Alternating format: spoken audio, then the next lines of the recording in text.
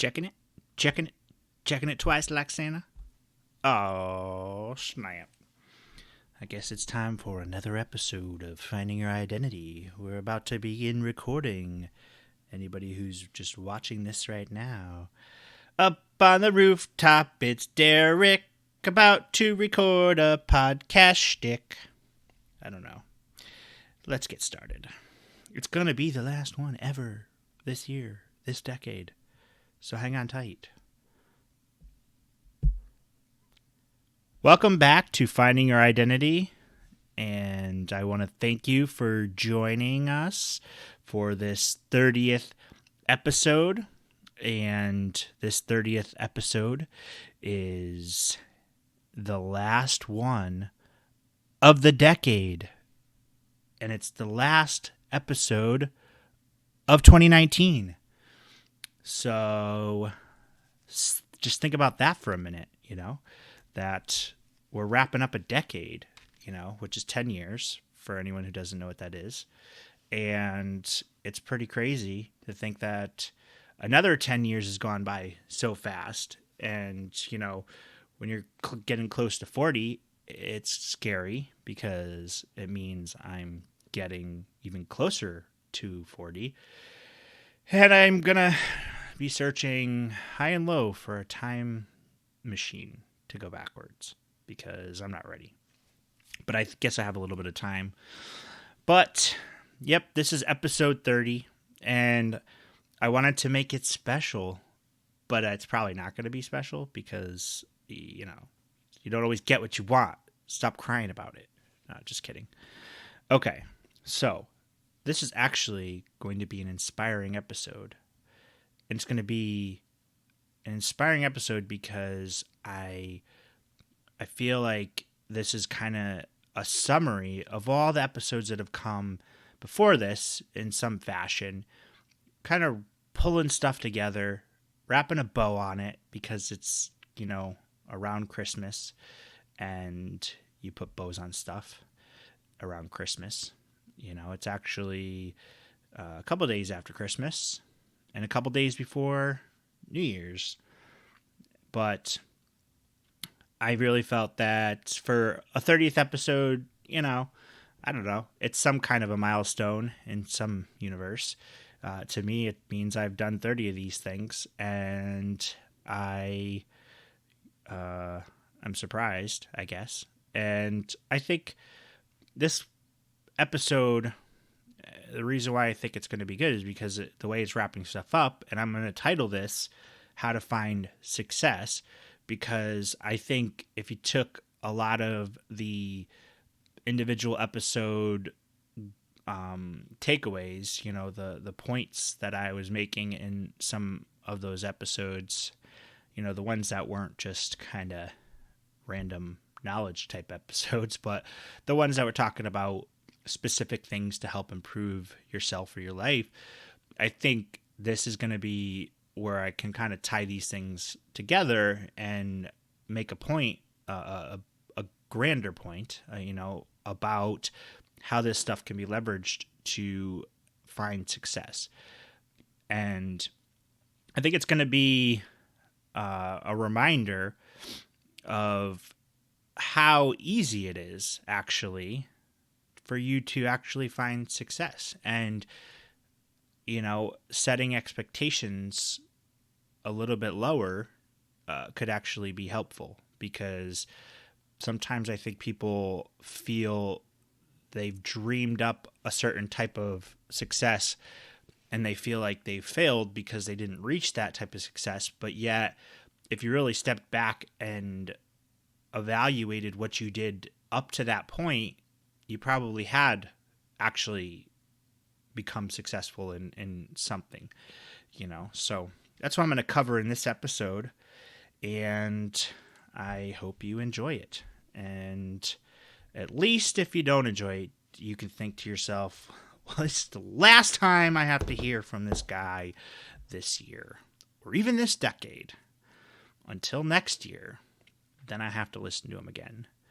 But it's a choice. And you're making a choice to listen to me. And I hope you find value in it. But I'll stop the jibber jabbering and I'll get right to the point and show and tell and expose the secrets of success. Yes, this is an episode that will expose the secrets of becoming successful, like 50,000 self-help books out there failed to do. And I figured out the secret, and I'm going to give it to you right here, right now, on Finding Your Identity. So hang tight. After the break, you will be enlightened. It's about the little wins, I think, is the biggest takeaway. You have to look at little wins as success. So for example, graduating high school, right, could be considered a little win. And a lot of people would look at it and go, well, yeah, but that's not graduating from college.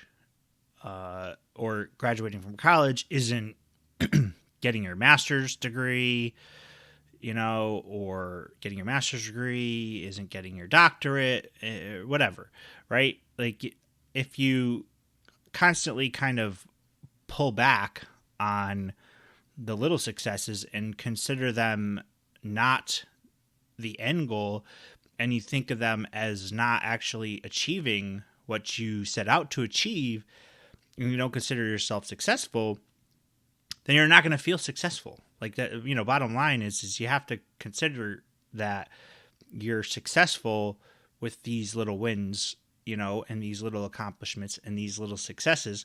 You have to consider that that's success in itself. I mean, if you consider getting married or having children, those things are successes.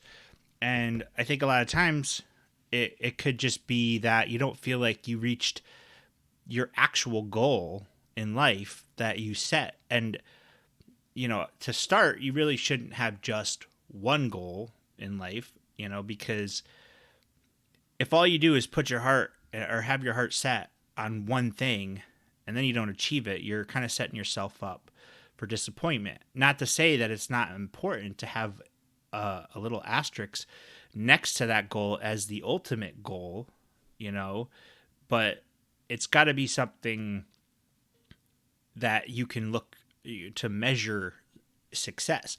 You got to consider in the business world with companies, they're essentially they're setting goals, multiple goals throughout the year or throughout a series of years, like 5 years or whatever. Like a lot of times you hear the term like 5-year plan, because year one might be become profitable, right, at the end of year one. So meaning you're going to start producing whatever, operating your business, and you're at a loss. So some people might consider that not success because you're operating at a loss, which means you're not making any money. You're living off of your funding, so you borrowed money from somewhere, and you're living off of that, and you're not actually making any kind of return on that investment, especially if it's for investors in the company. That's people are going to be like, what the heck, like I want to make my money back. I just gave you $100,000 and and if you're not making any profits, how are you going to pay me back? Right. But the small success there is that you actually have a product that people are buying, right? So you're selling something, let's just say for sake of argument, you're selling a product, and in year one you're getting sales so that you're bringing in revenue, but you're not necessarily making a profit because obviously you got to pay for the materials, the process, the workers, all that stuff has to come out of somewhere. So after you pay all those expenses and deduct that from what you made in revenue, you might not have any money left over, right? So you're operating at a loss, right? But the fact is you've got a product that people want. So that's a success in itself. So year one could just be, let's focus on marketing. Let's focus on, cutting distribution costs or negotiating better deals with the manufacturing company or whatever, reduce the cost of the parts to make stuff. So, in this business analogy, you're trying to figure out how to become profitable, but you set the goal, right? And let's just say, at the end of the year, you're still at a loss, right? But you're a lot closer because, maybe you're only like operating at like a 10% loss versus a 50% loss or something like that. So that means, you're just 10%. You just need 10% more somewhere to actually break even, right? And then 15% to become profitable. And you set that goal, and let's just say you get to the end of the year and that doesn't work out, but you had a 5-year plan to begin with, and you say in 5 years I want to have a 30% return, right? Profit. So I want my profits to be 30% or something like that. I don't know. But whatever it is, you want to have money left over after everything. And you gave yourself 5 years to do it. And within that first year, you're only at a 10% loss. Like, you're really close. If you think about it, like this, you got to increase sales. Maybe you do have to cut costs, like a little bit more or something like that, right? But you're still successful and you still got money in the bank from what you borrowed and you're okay, but it's like you basically got to track these things as little successes, right? Getting to that minus 10% of a break even, right? Like, is a success.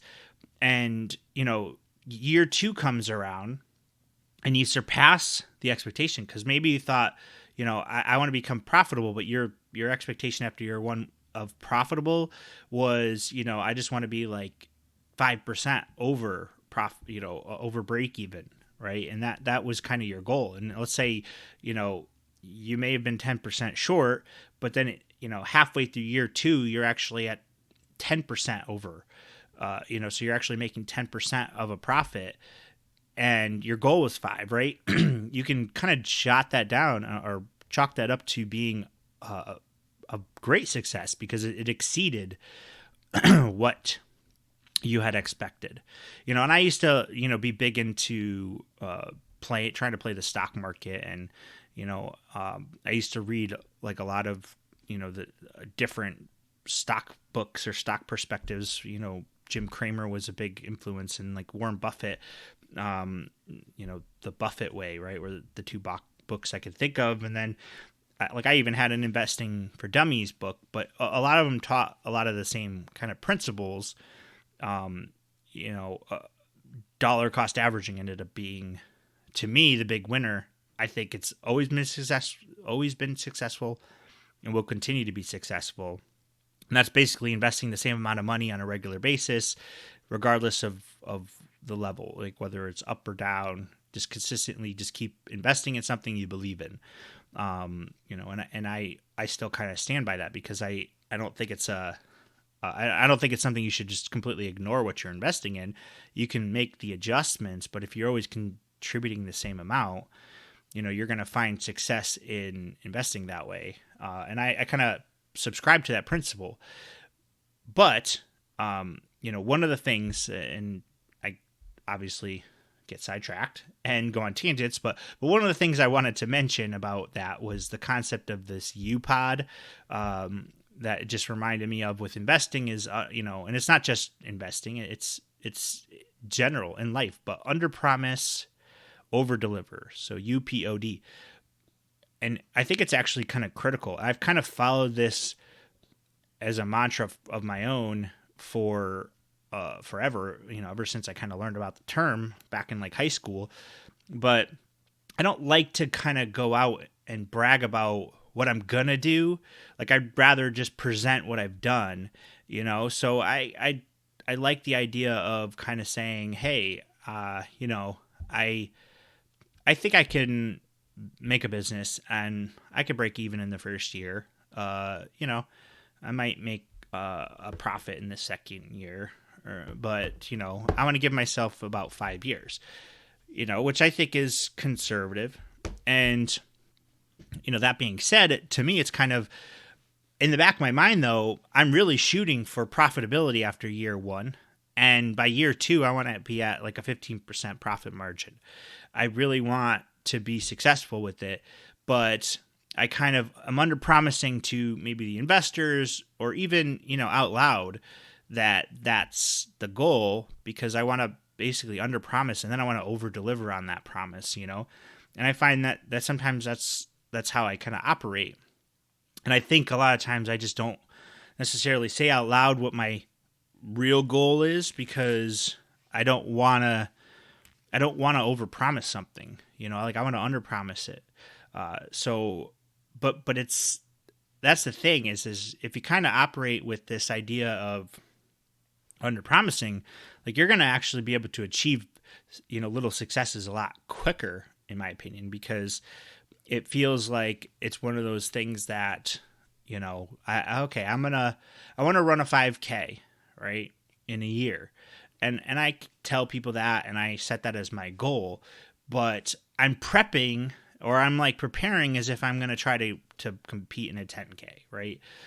Because I want to be able to I want to be more than ready to accomplish something, I'll often think that, like,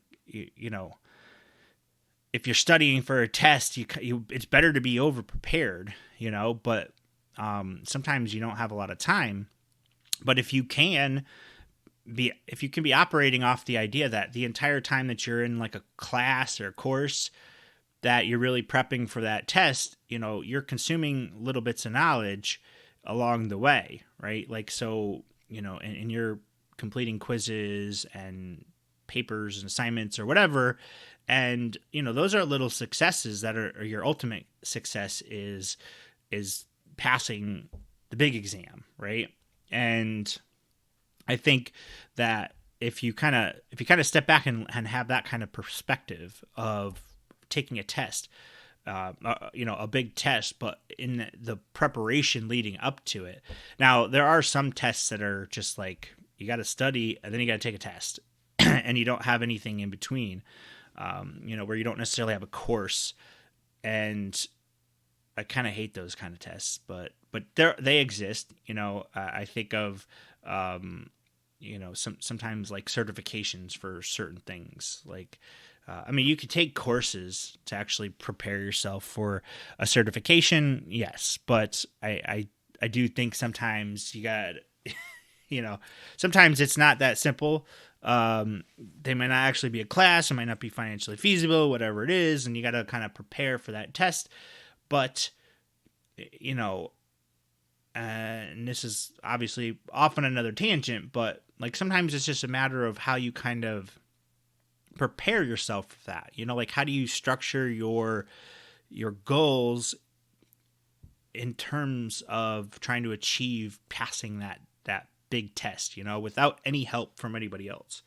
If you're self-teaching yourself, if you're self-taught or you're teaching yourself some kind of skill in order to try to pass some certification test or what have you, it would be helpful for you to kind of lay out ahead of time. And I kind of leads me into what I want to consider my like first step towards finding success. TM. I throw TM after it. It makes it seem important. But I think step 1, make lists. Okay. So that's what I'm going to say is step 1, because I made a list of the things I wanted to talk about in this episode as in terms of what's number 1 for, finding success. And that is the first thing I have on my list. It's making lists, because I thought to myself, I want to be successful in doing an episode about helping people find success. What should I do? Maybe I should make a list. And it's like, a simple bulleted list of headlines topic headlines, like, words that I kind of put out there or concepts is what I'm trying to say. Concepts that I'm thinking I want to cover, right? So, first one with make lists is it's just a simple, write it down, write down what your goal is first. Like at the heading of your list is, steps I will take to pass this certification test in 2 months. Boom. Okay. So you've started your list. Step one, get the materials required to study. Okay. So it could just be that you need to order a special textbook, or you need to go online and find the resources. Maybe you got to print them out, get an ebook, whatever it is. You got to find some way that you're going to consume those things, right? So it starts, by kind of listing it out. So that's the first step. I need to gather my materials. And, the second step is going to be devising some kind of timeline or time frame between now and the test for studying, and figuring out how you're going to kind of measure your success as you get close to the test. Some of these, tests for certifications are $500, $1,000, you don't want to waste the money. And some of them you're only allowed to retake a test like once or something like that, right? So I'm thinking like these are certifications that, in the tech industry, with tech stuff, maybe it's like an A+ certification or C+, I don't know, C+ certification, whatever these certifications are. You only potentially can only take it once or twice. A lot of times it's at least twice, but it might be, if you don't pass it twice, you got to wait an entire year. I think the real estate license exam, at least in Connecticut, is I think you get to take it twice, and if you don't pass it, you have to wait a whole year. You might even have to go through the course again, which was like $1,000 for the course, and it's like $300 for the test or something like that.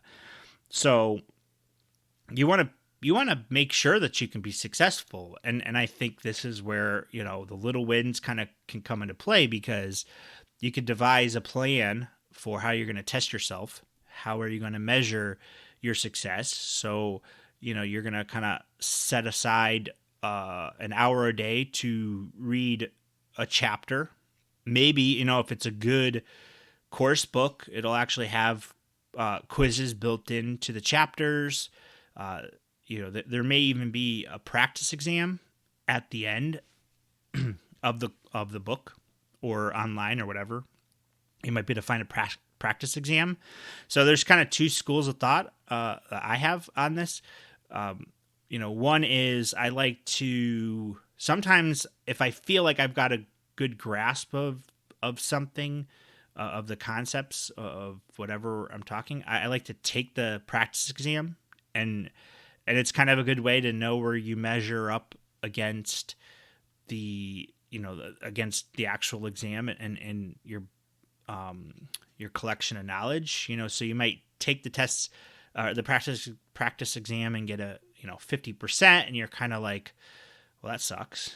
I got an F basically. But you got to look at it as, well, you actually knew 50% of the answers without studying, really, without studying the specific course material. So you might actually, that's a little bit of a success there. I think you can actually consider that a win in a sense, in my book. And so, if it's a good practice exam, it'll actually tell you where you got things wrong. It might even give you hints to where to kind of go find the next set of the answers to the question you got wrong, or how to study to prepare better prepare for that question. A lot of times these questions are kind of convoluted, but they're meant to make you do some critical thinking, and they're not necessarily just a multiple choice where you could pretty much guess and really get 50%. Well, I guess it is, or if it's multiple choice and it's for multiple choice, then it's like a 25% chance that if you guess, you're going to get it right. But what I'm saying is, like, sometimes they're multiple choices that are straightforward, like choose which one of these things is the thing, right? But then a lot of times these exams are like, choose the thing that it's not, right? So then it's like you have to actually evaluate all the other three things to find out, are they really the thing that is right, versus evaluating the four and finding the one thing that is wrong, you know, which is kind of, if that makes any sense, like I find harder when you actually have to choose the one that is wrong, when the other ones could sound like they're not exactly right, but they have to be, right? So anyways, that could be part of your initial list and steps, right? So that the whole preparation, right? So you're making this list, and it's preparation. It's, how I'm going to acquire materials, how am I going to, or how much time am I going to set aside for each week or day or whatever between now and the test, and how am I going to measure my success? Maybe you need on there, like, how am I going to pay for the test? Like, these are all things that you can check off. I actually have a coworker who loves to check things off, but checking off a list is satisfying, and you can see why. Like this, my coworker, she loves checking stuff off, and I think it's because when you're goal oriented, it feels like little wins. Like a checklist of 10 things can be so satisfying when you check off even just one or two things, and then when you actually check everything off, you're just feeling like, wow, like I'm measuring success, even if this is on paper and has no actual meaning in the real world. Like, checking the box doesn't actually make $1 million come flying out of the sky, but the knowledge of knowing that you finished the list is important, because I feel like that's where you really get those small wins. And even if you only got like halfway through the list, you still feel good about being halfway done, because you still got to go through the rest of the list, but just getting to that point. Or sometimes, it's like taking the first step is the most important, right? Like, I think that's probably something from an AA recovery meeting, but the first step is admitting you have a problem, right? But that could be the biggest step, because you're stepping in the right direction. You're checking off, I have a problem and I'm trying to get help. So you've acknowledged it and you're actually in the right direction.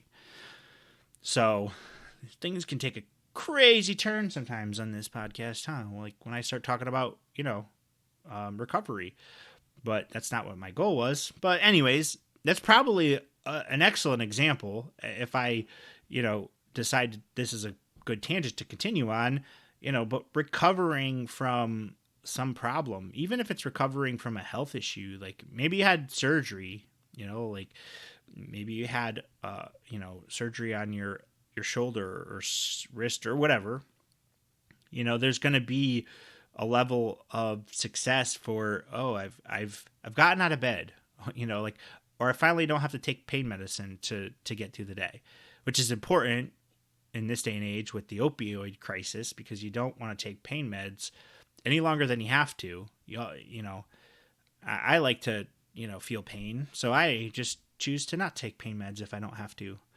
I actually had some surgery a couple years ago. It's almost actually like, now it's like 15 years ago. I had surgery. I had to have nasal surgery, which they screwed up still anyways, but I still had this nasal surgery and I was in pain, and I took some pain meds and I totally was out of my mind. Like, I don't even remember, like I ended up like losing like 2 days, or I really don't remember. The only thing I remember is I was reading the Da Vinci Code, and I just, like, I could remember that pretty vividly. It's almost like I took some kind of special pill that made me focus on one thing and only one thing. And the only thing I could remember that happened was pretty much, I was, the Langdon character, like, trying to find the what the heck was it called? The chalice or whatever, the thing that he was trying to find, which I'm drawing a blank, but I know that it was like the female Mary Magdalene something or whatever, like the Ark of the Covenant, whatever he was trying to find. I think I just went into a tangent inside of a tangent inside of a tangent. Like, I feel like at this point I'm breaking the time space continuum, and I'm about to go into a parallel dimension. Yeah, I'm going to take a break for a minute. and regather my thoughts.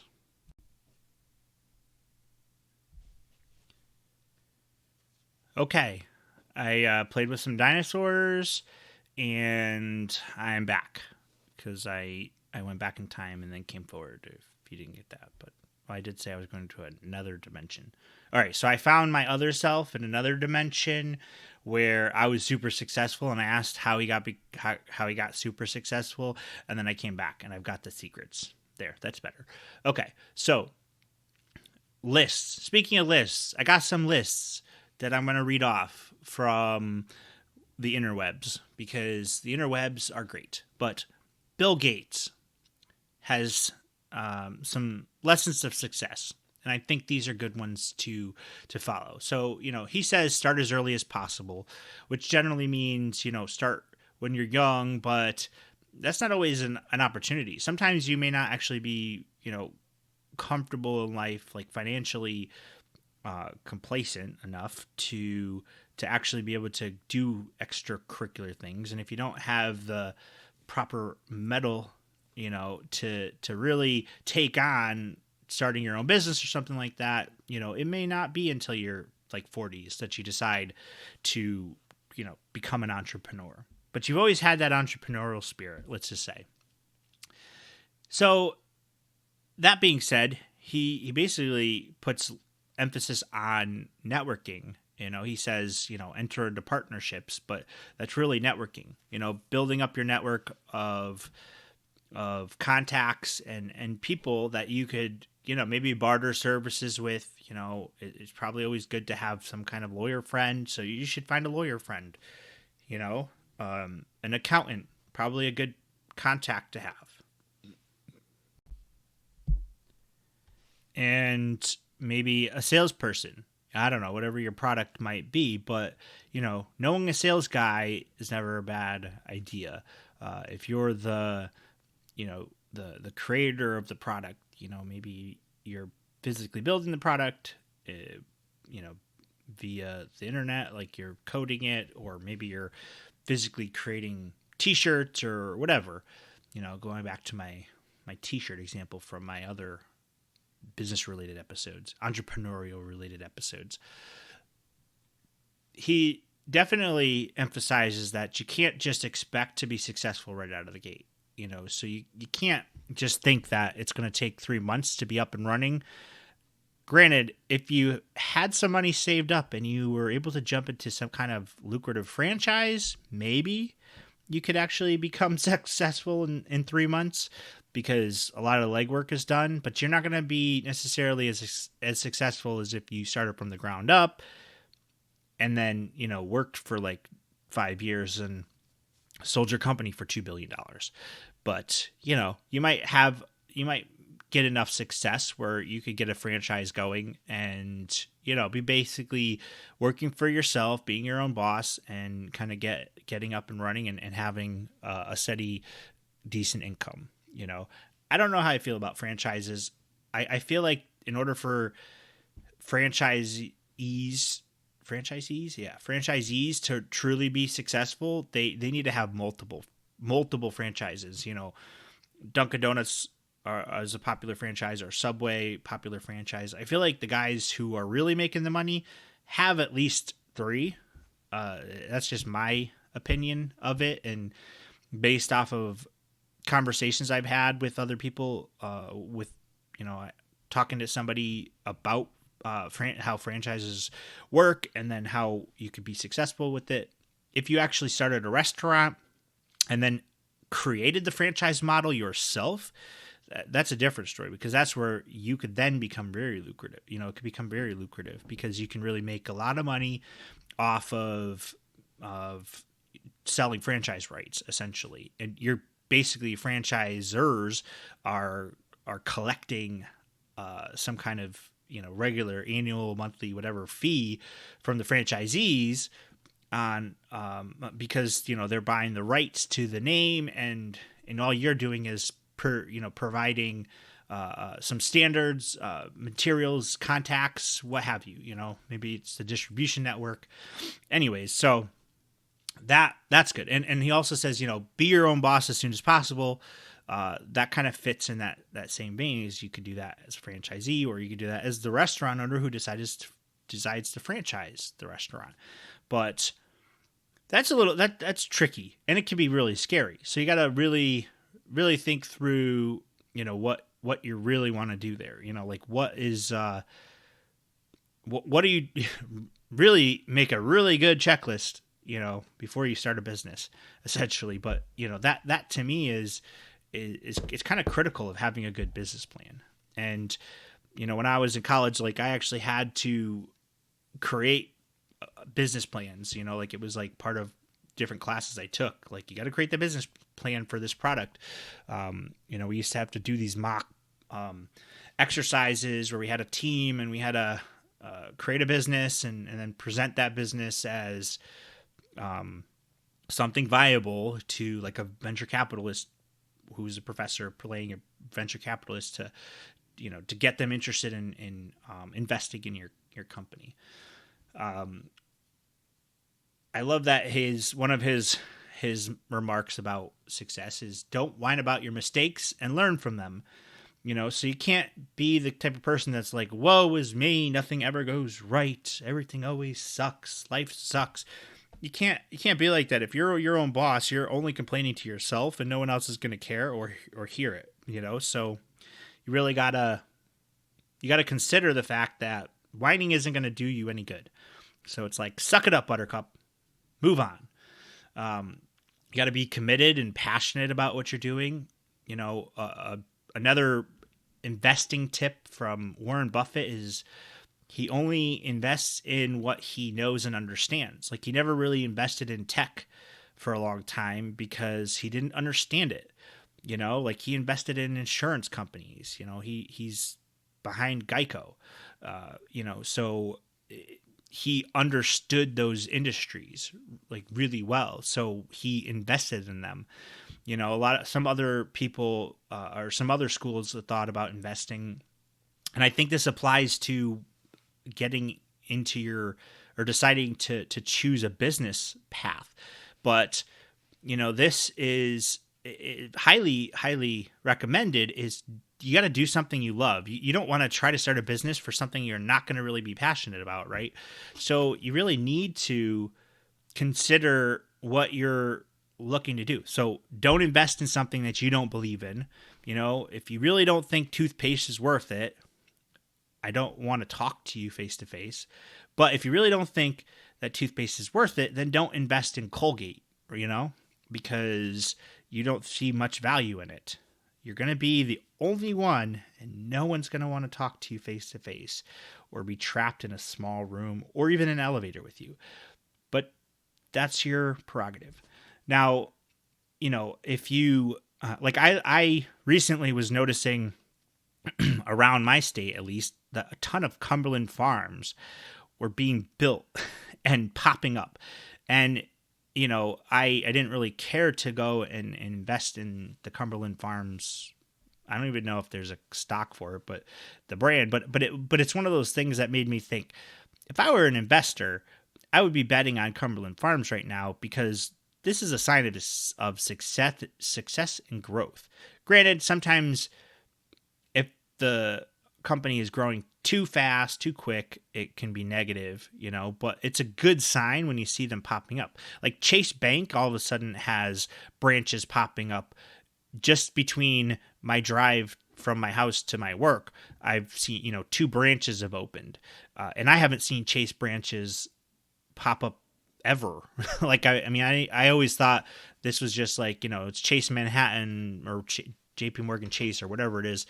It's always been just a New York City bank, and I've always thought they were in cities, so wouldn't be surprised to see one in Hartford, Connecticut, but I was surprised to see one in wherever it was. I think it was Simsbury, Connecticut, or Avon, Connecticut, somewhere on my drive to work, and I saw that, this branch popped up, and then a branch popped up, in downtown Hartford that I hadn't noticed before, which seems to be a banking corner. There's a street in Hartford with a ton of banks now. There's at least like 6, maybe 7. But my point is, that's a good sign. If they're opening physical locations in a digital world, That's a big deal. Amazon, a sign of success. The fact that they partnered with Kohl's was a big deal. Not so much for Kohl's. Kohl's, I think, is kind of on the bad end of that deal, because now they've got to deal with handling the returns, but they're also trying to pitch or push purchasing stuff in the store, because when you make a return to a Kohl's, you actually get a printout with your tracking number, and on it it's like you get 25% off anything you buy in the store today, kind of thing. So it's like it gives you that immediate need to purchase something, like if you want to take advantage of that coupon. But again, being observant like that, like looking around for where there's a need for something, like maybe there's a need for doggy daycares, like there's like the ad that I recorded that you might hear during this episode somewhere about shelter pets. I'm not the only one kind of doing it. I say it's an ad, but I'm not getting paid for it. It's a charity ad that I recorded because I have a pet that I adopted, that our family adopted, and I believe in the cause. And maybe that causes a lot of other people to think about adopting a pet. And next thing you know, there's an influx of pet owners, but they work full time, both of them.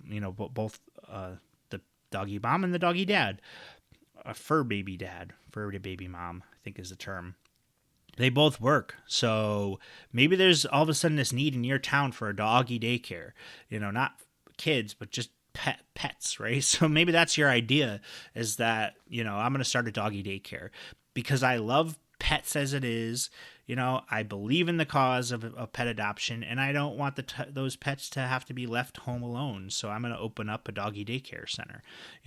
I just kind of think from that perspective, you never know. Like you could find success in it. Now you can do market research. You could, very inexpensively just do a poll of people in town, and if they have pets, and if how long do they leave them home, and be like, I'm not judging, I'm just asking because I'm thinking about starting a doggy daycare business. Is that something you'd even be interested in? Would you trust me? Would you be willing to pay whatever it is, $10 a day or something, and like these are things you do that market research and find out if it's a viable idea. But that's part of the exercise, so that to me, it would show that you're compassionate and committed and passionate about the idea. He says, as another tip, life is the best school, not university or college. I 100% back this idea. I am not doing what I went to school for, although the marketing knowledge probably is come in handy. I feel like I could have skated through school a lot cheaper if I didn't spend the amount of money that I did, and I bypassed, and I ended up, essentially teaching myself the trade I learned, with development on my own. I even with me going to a 2-year school, community college for 2 years, even going to that 2-year school first and then going to the 4-year school, it still ended up costing a ton of money. And I mean, my biggest regret is not getting financial aid or financial aid advice from somebody outside of the school, which I would highly recommend anybody do, because I just didn't know. I didn't know better, and I got bad interest rates and bad deals essentially, and this is something that's affected me outside, after school. So that's a pretty big deal. Now, I don't think you can easily just go out, and I'm not going to be able to walk up to Bill Gates and be like, hey, can I shadow you and be your intern? I mean, you could ask. Maybe he'd say yes, but not likely. but it's not like you can just easily go out and get life experience, is my point. So you have to balance that concept. Of course, I think it's easy for him to say, and it's kind of easy for me to try to say it, because that was my circumstance of going to college, getting out of college. It just really got me my first job, which then told me I didn't want to do what I went to school for, and then taught myself a different way to get through life or get a career. But that's not everyone's circumstance. Of course, you can't become a doctor from life experience. So there is that. But, Bill Gates, obviously, computer nerd guy, like tech industry, most of the tech people can, attribute in some way that they dropped out of school as that leading to their success or something like that, which is kind of funny because, not really funny. It's kind of sad to think that so many college dropouts are like billionaires, but anyways, I digress. Life is a good school. It's not the only way, because I think you need to do stuff personally to grow your knowledge. That's why I'm a big advocate for just trying to read as much as you can about whatever it is. So the other list that I was looking at, I think is a better approach, because the first thing on that list about becoming successful is read about your industry. And I think that's key. Where you want to go, you need to become more knowledgeable about that place, like whatever it is, the industry, career path. If you want to become a franchisee, of a Subway, you gotta learn about sandwiches. It's kind of tongue in cheek, but in all seriousness, you need to learn about the sandwich industry, if you want to become successful to some degree, because Subway kind of highly restricts what you can do outside the box. You got to stick to a certain thing.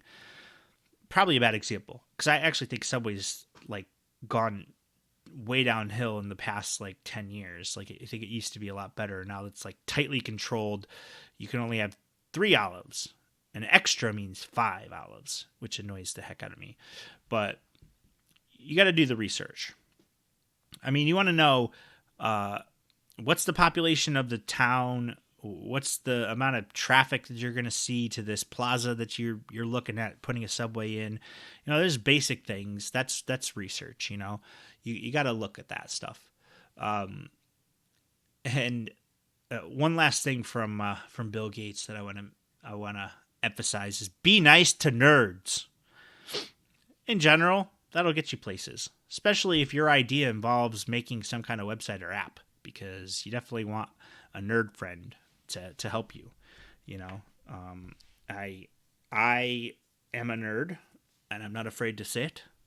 My wife got me a Tech Ninja button for Christmas that I can wear and say that I own that Tech Ninja, mainly because, as I've said before, I am, tech support for the family, and it is what it is. So let's see what else in the list. Keep a daily journal.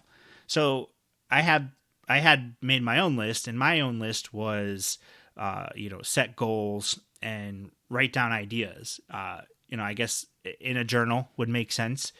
But my thought was, a lot of times I've heard people say that this isn't on any of the lists I'm looking at, but I've heard people say that, keeping a pen and paper next to your bed is a good idea, because you could wake up in the middle of the night with a brilliant idea, and if you don't write it down, you're going to forget about it, and you're going to regret that for the rest of your life. I think there is something to be said about that. I don't know if you necessarily can do that, but hey, you know what? In the middle of the night last night, I got up and I made a list about what I was going to talk about in this episode. And, that was just because I had a couple ideas, and it happened to strike me at midnight. So there is something to be said about that. I mean, maybe your best inspiration comes from a dream. Who knows? But keeping that list, sometimes it's, again, that last episode I talked about brainstorming, and that stream of consciousness exercise.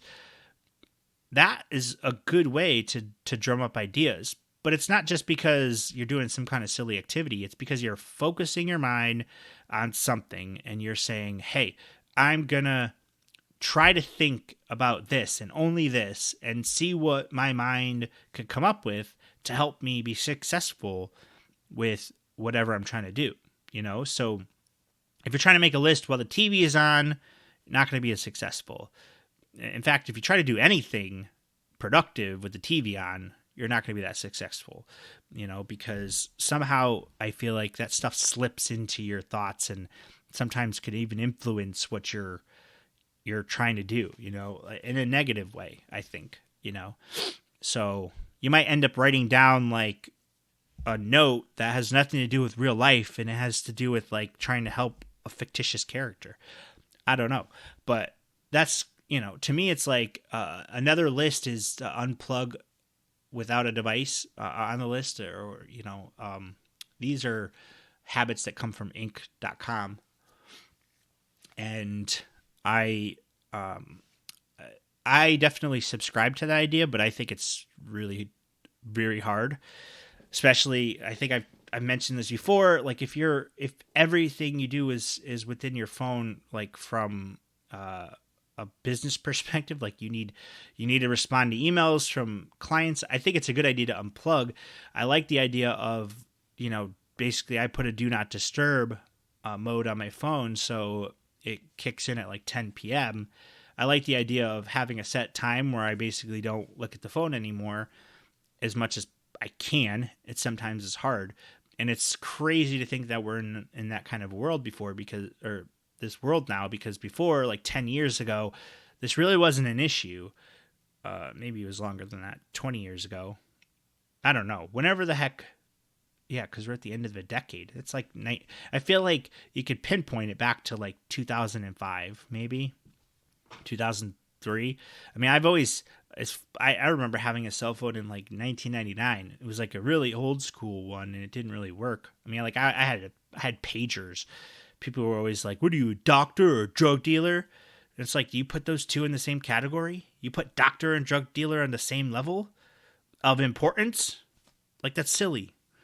But I just had a pager so I could look cool, and I could write hello with like 43770 or something like that. Or, just like you do on a calculator, maybe some other things. You might have an inappropriate thing that you might write in a beeper message. Anyways, these tangents, they can consume your life. What was I saying? Oh, so, yes. As I look at my device, as I look at my phone, at the list I made, it reminded me that I talked about unplugging from your device. But, that I think can be important. Now, for me, unplugging from my device is picking up the Kindle, which is a device, but I'm strictly using the Kindle for reading because that's the only real feature. That's all you can do. You can't surf the internet, get email. I like having a Kindle. I mean, I've gotten back in the habit of reading physical books too, because that's even further disconnecting yourself. Because when I'm picking up the book and I'm reading the book, like I'm not looking at my device and I'm not thinking about my device and thinking about what I'm reading. I think it's a good exercise. I'd recommend at least having one physical book that you have, because I like to have a couple books going at a time. I think having one physical book, like, that you have around you or whatever, around the house, is a good idea. Because I think that's an ultimate way to kind of focus and clear your mind and just think about whatever you're reading. So I think that's good. Another thing on the list, check your pride at the door. You definitely have to accept that you're not going to be the smartest person in the room. You're not going to know everything. You're not going to always look great. You're going to have to swallow your pride in order to be successful. Like sometimes you just got to go, okay, this person is an idiot, but I can't do anything about it right now. And so I'm just going to be like, okay, if that's what you want to do, sure, let's do that. And hope by some miracle that, eventually that it gets found out that they're idiots, and you can actually, you know, continue on with your life. But sometimes you just got to, check that pride at the door. You can't give up. You really can't. You can't actually be successful if you give up. So that's pretty self-explanatory.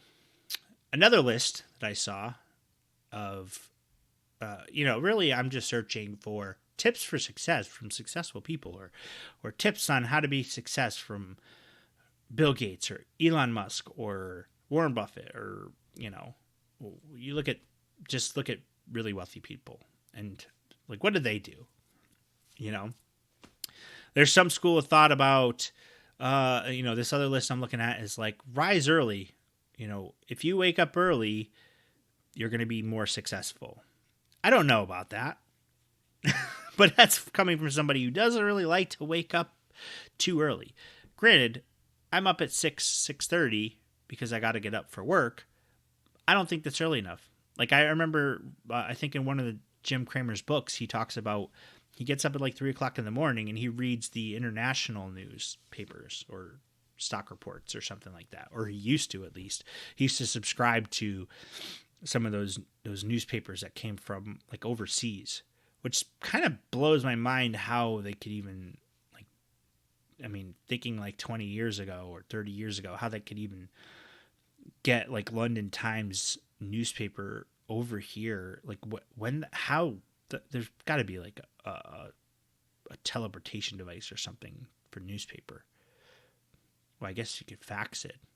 Anyways, it just blows my mind to think that stuff could kind of travel so quickly and be at your doorstep at, whatever time, like 3-4 o'clock in the morning. Anyways, but getting up early, but that to me is just like, well, then you got to go to bed early, right? Because you got to get at least your, the other school of thought is you got to get at least 8 hours of sleep, right? That's what they say, 7-8 hours of sleep. So aren't you just kind of trading what time of day you're working? Like, because you still got to get your 8 hours somewhere. So you're going to bed at 8 o'clock at night, to get up at that time, or 7 o'clock or whatever. Is that really, I don't know. I don't know if I necessarily buy that. I could understand that rule of thinking if you were like on Wall Street and all the other people that were like making deals and taking names are getting up early, and that's the time to network, then hey, then you got to do what you got to do, right? But in this internet age, I don't necessarily think that's always the case, or the best option to be successful. I used to do my best work at like 1 o'clock in the morning. Like if I was writing code, I feel like that's when I all of a sudden would be the most inspired and the most productive, is like all of a sudden I'd get like 1 o'clock in the morning. Part of it was like I was like in a zone. I was like overtired, and I was also thinking I want to finish this so I can go to sleep. And my brain just started working differently. And that's when I would like, be able to complete a lot of code and actually get stuff, I feel like, over the edge and finish up complete like components of whatever the heck I was building. So maybe, I don't know. I think a lot of other things like take action, have a positive attitude, take care of yourself, like have good personal hygiene. I think getting up in the morning, like if you live alone, if you get up and you have breakfast and you take a shower and you go outside and you have a routine, it's better. Like, let's just say you're out of work and you're alone. Like if you just laid on the couch nonstop and ate pizza, chips, watch TV, you didn't do anything. Like if you don't do anything, nothing is going to happen, like, and there was times like when I was out of work, before I went back to college, because I was working in the restaurant business and I, for one reason or another, had to leave a job. And, there'd be these brief periods of time where I was out of work for like 2 weeks. I think the longest was like a month. And, the days would just kind of blend together because, it started off where I'd like, yay, I'm not working. I'm going to stay up really late and I'm going to sleep in and, stay up till 2 o'clock in the morning and sleep till 2 o'clock in the afternoon and, do dumb things like that. But then after a couple of days, it's like, now I'm really like feeling like a piece of crap and I'm not being productive. And then, then it's like, well, I got to get out and do stuff. But I've gotten into this bad routine where I'm going to bed late still and waking up late. And when I'm going out to try to do interviews, I'm like, it's like the wrong time of day to try to go and talk to somebody and get an interview. And anyways, like, it wasn't until I shifted back into my normal routine, which was, going to bed by 10 or 11, try to get to bed by 11, getting up at like 8, making sure I was up out of bed, take a shower, leave the house, go do something productive, go to the library, like meet a friend for lunch, whatever, like just basically reacclimating to society and stop being this night owl. That's when I was able to kind of get back on track and get my head right to move towards my goals, So I think that's important. I think just they call it, personal care is what's kind of listed here. This is 10 Habits of Successful People from Investopedia. And, I think collectively all these sites are all kind of saying very similar things. There's nothing in here that's like mind blowing that you're going to go, oh my gosh, that was the thing I was missing. Like if I just brushed my teeth, I'd be successful, I think that's key. You don't want to have, funky breath, but yeah, that's not the secret, To me, like, and I said I was going to give you the secret. To me, the secret is really having a well thought out approach to how you're going to accomplish the little things that are going to build on each other to become, the success factors in becoming, ultimately successful in general and reaching that bigger goal that you want. To me, the secret is really like building on your little successes, and acknowledging them as little wins, because I think it all has to do with how, if you don't feel like you're successful, you're not going to really move anywhere. If you think that the only thing that's going to make me happy and successful is doing this, which is, X or Y, and unless I do X or Y, I am not successful and therefore I'm not happy, then you're just going to be disappointed for a really long time, because a lot of times you can't just go to X or Y, like you got to work towards it, so you got to kind of start off, if you have a dream of writing a screenplay or something like that, you got to start out by writing the first lines, coming up with a title is a step in the right direction, but then creating that first page of the script, like getting that done is a success. You successfully wrote the first page of your screenplay that's gonna wow the world, or you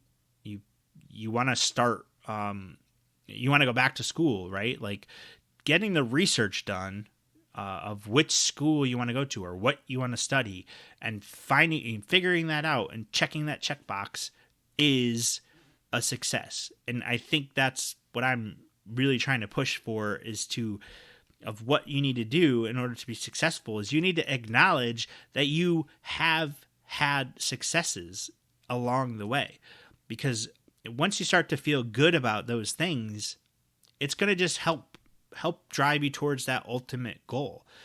And you also have to look at it as like, these little successes might not necessarily be the bigger end goal, but they are successes and they're things that you can be proud of.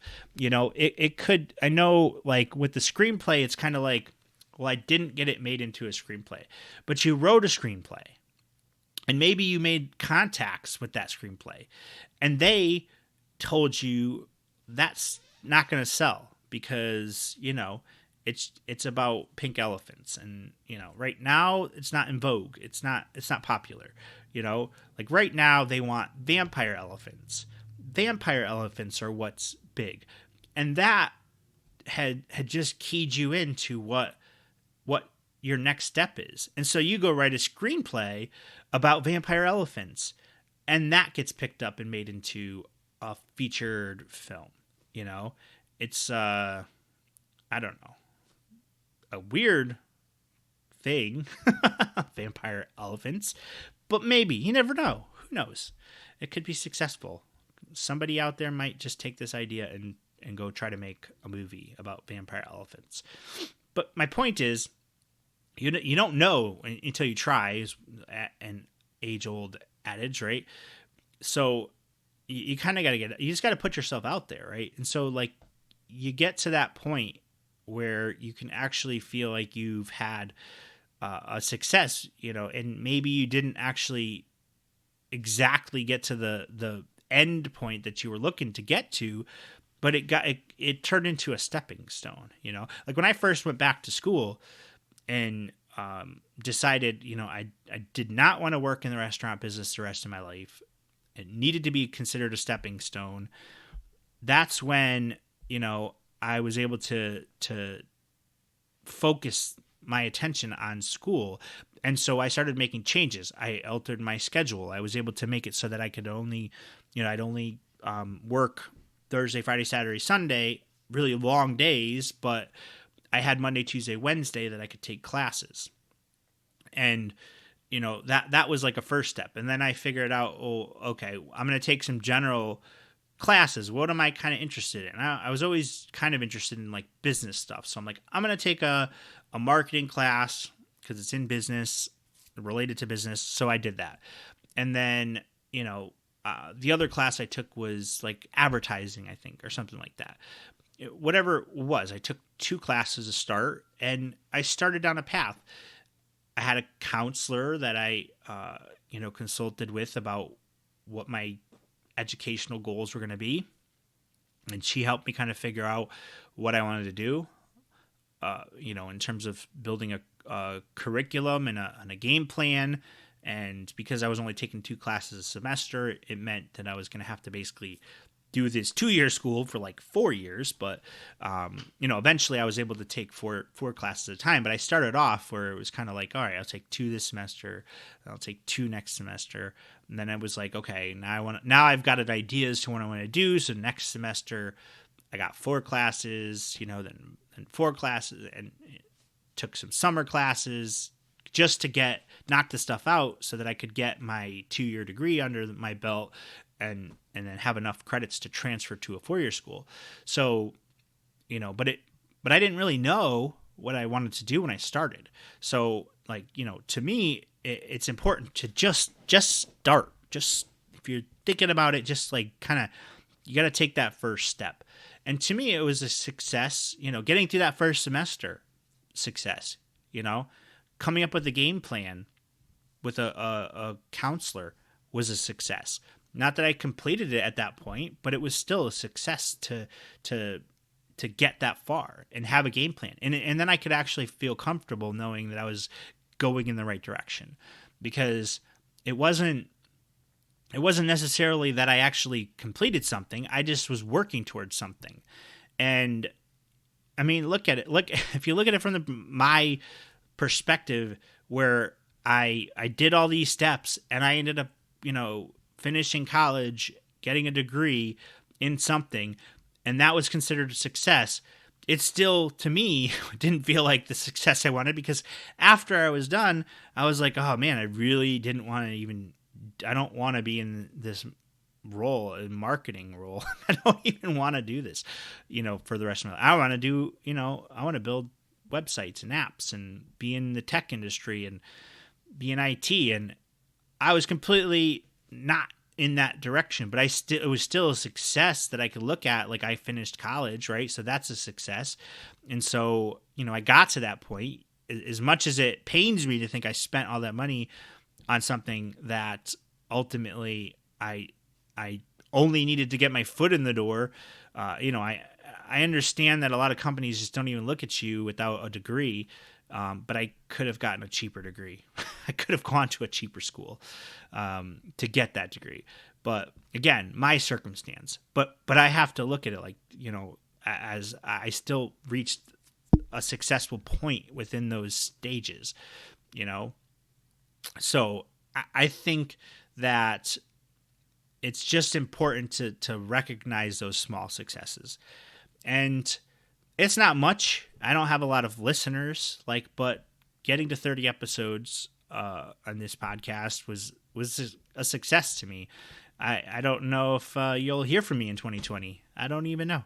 I have I had a direction in mind for this podcast, and it didn't really match it, but it's been evolving as I've been going along, so I still feel like I've reached success. So this is all said in an effort to point out to you, the listener, that you are successful even right now, because you can look back at many points in your life and see, I was successful. I was successful in X, Y, and Z. I did successfully do blah, blah, blah, and blah, blah, blah is fun to do. I blah, blah, blah all the time, Sometimes you just got to let loose and blah, blah, blah. It's just a funny saying to fill in, but, I don't want to, I want to keep it generic. So I just want to kind of point that out, that you can actually look back, and I'm sure if you don't have to think very hard if you just think back to even that day. I made it through another day and I didn't die. That's a success. Hey. Or I made it through the holidays and I didn't kill my family. Hey, that's a success. That's all I'm trying to say, because I think it's just building on successes. Constantly building on successes is what's going to make you be successful. So you're ultimately going to feel successful because you're building on successes. If that makes any sense whatsoever. I hope I've successfully confused the hell out of success. It's just one of those things. It's just, I don't know how else to kind of say. Just look at yourself and be proud of yourself. You should be proud of yourself for doing stuff and completing stuff and being, even if it's completing like a breath, you don't have any control over it, but you did it. Congratulations. You breathed. You breathed a breath. All right.